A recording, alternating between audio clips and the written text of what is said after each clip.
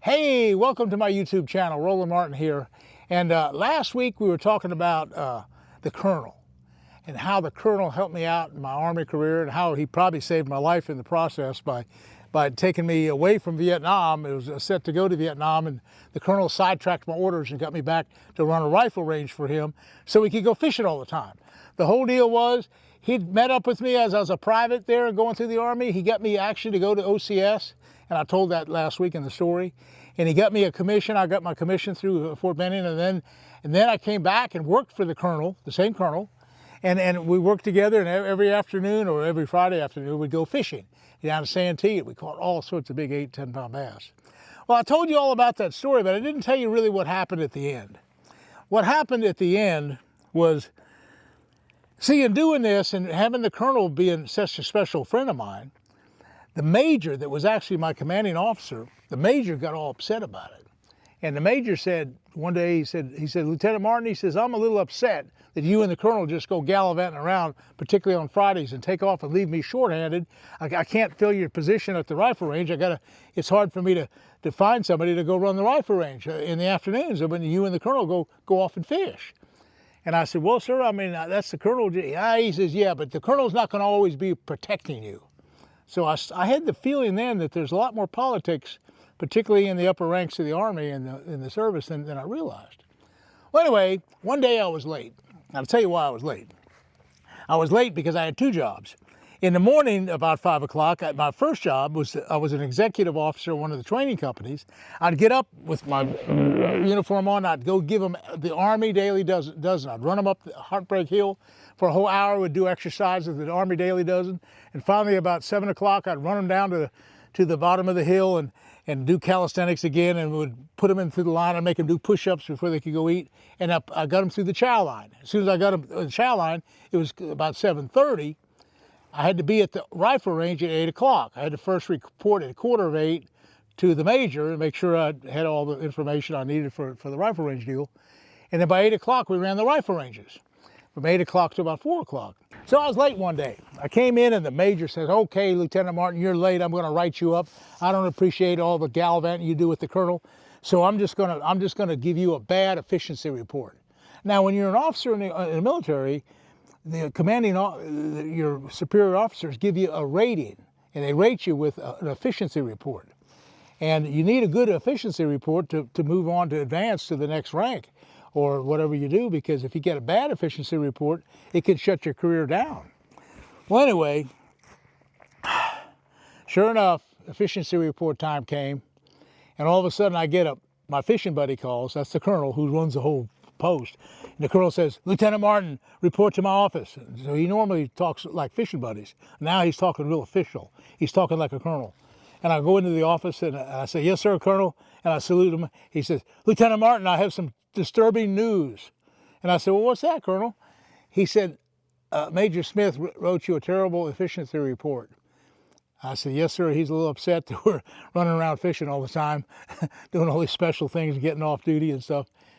And the Colonel said, yeah, I kind of figured that.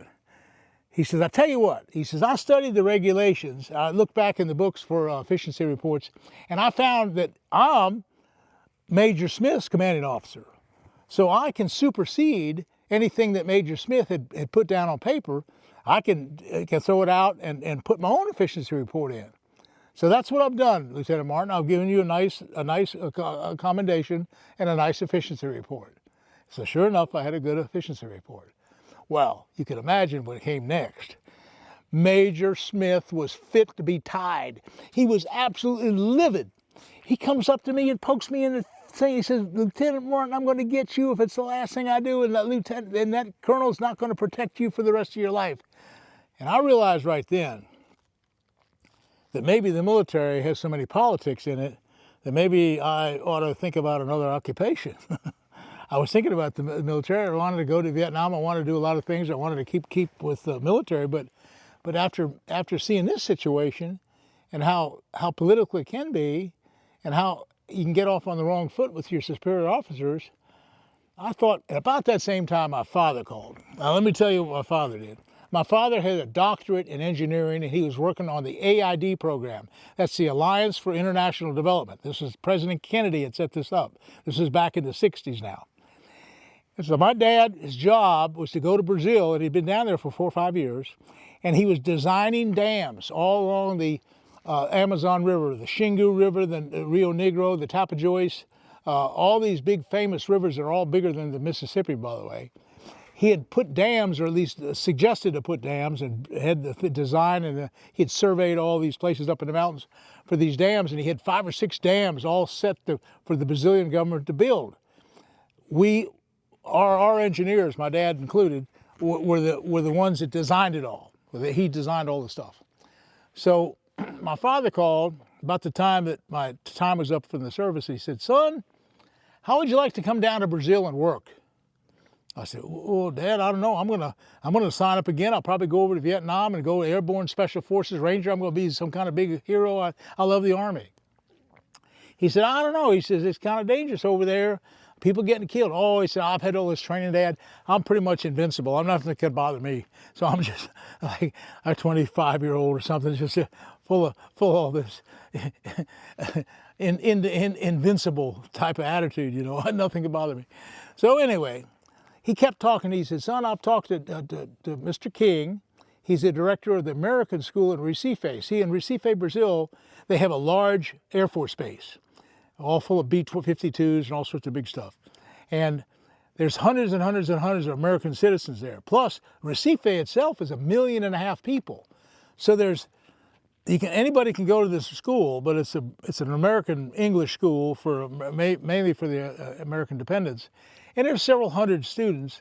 Some of them are Brazilian, some of them are U.S. students, some of them are from all over. Anyway, he said, "You can come down and you can teach algebra," which I was good at. I had that in college, and general science, which was a good deal, and help with the phys ed program. Well, that was right up my alley. Phys ed, I'd been training all these recruits and all these people in the Army for a couple of years.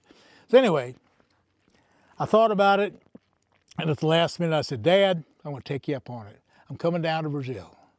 Well, let's face it, 1965, I think it was, the pay was $12,000. It doesn't sound like much. $12,000 now doesn't sound like anything. But let me tell you, $12,000 in 1965 wasn't a bad salary. Plus, I had some other money saved up and everything like that. So anyway, I was doing pretty good. I'd saved some in the Army and stuff like that. Anyway, to make a long story short, I had a glorious time in Brazil. These beautiful women, I was single at the time, these beautiful Brazilian women were running all over the place. Oh, I was right on the beach. We had a big house. I lived with my dad, mom and dad, and we had this big condo right on the beach, and they'd play volleyball on the beach, and right off the beach, a couple hundred yards was the first reef. And that's where I got my really good experience in skin diving. In fact, I met some doctors and stuff that had a Brazilian diving team. Well, I was part of the scuba club, so we'd challenge all these other people. Now, how it would work and how you'd win the thing. Now, at first I was just helping out, but there were 4-man teams, and one of the guys got sick. So they said, "Okay, Roland, you can dive." And so they started teaching me how to deep dive with tanks and without tanks, and just fishing and just doing all the things I needed to do. I could dive as far as 95 feet deep, free dive. I could dive that deep. I could hold my breath as much as 2 minutes and 5 seconds on a deep dive. I could do some pretty good stuff, but I was 25 years old. I had just gotten out of the military, and I was rock solid, and I was in good shape. Anyway, so I had to be diving, but how you won these tournaments is so cool. With both teams from this other school, from this other, say, city, would show up, and then it would be our Recife diving team. We'd all go out and we'd all dive together. We'd all shoot all these fish. Okay, we'd go to this fish market. We'd go to the same fish market. We'd pile all these hundreds of pounds of fish up. And that Santarém team, maybe they had, $400 worth of fish. And say our pile of fish was $410. Well, we won. So we got all the fish. And so the prize was we got their fish. And so we had double the money, and then we had hundreds of dollars worth of fish now, or $1,000 worth of fish. Anyway, that's how we won these diving contests. Plus, we'd get little trophies and stuff. One of the things is they have no concept of conservation. Zero. And that was about the time that I was thinking about catch and release. And I was remembering one time I went with this major to fish for snook. We're fishing this little estuary, And all of a sudden, we catch a couple snook. These guys show up on the bank and they got this net, and they circle the whole lake. They circle all around the whole shoreline, and they come out to the middle of the lake and they keep gathering the net together, and they get every single fish out of the lake.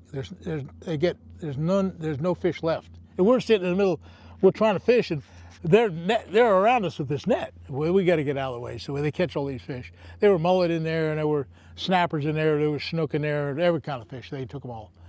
And I said to them, I said, well, aren't there any laws or rules about, netting the lake? You're not just going to just net the whole lake, are you? Oh, no, we don't have to worry about that. So that's their sense of conservation. If you can imagine how crossways that is to the way we think. They just wipe everything out. Everything's fair game. There's no limit. There's no method to your sporting. You just kill everything, and that's the end of it. Well, since seeing all those kind of atrocities, it's made me have a deeper respect and a deeper responsibility for catch and release. And so when I did get back to the States, not long after that, that's when I started fishing tournaments, number one, and practicing catch and release, number two. Anyway, Brazil was a lot of fun. The military was a lot of fun. And that just kind of sums up my after story that I had last week with the Colonel. And that was moving on to Brazil. Hey, listen, thanks for listening to me. These little stories are a lot of fun to tell. And they're just all bring back good memories in the process. Hey, hit that likes button and subscribe. Every subscription we get is a big deal. Of course, I have the O'Reilly people, I have the Bass Pro Shop people. I have Mega Strikes. I have frog togs. You saw me wearing the frog togs this morning. That was a big deal. Well, I do. I wear frog togs on the airboat early in the morning when you come out. It's pretty cool. And of course, there's Spike It.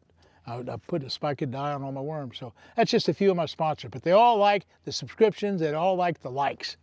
We'll see you again soon. Hey, thanks for watching.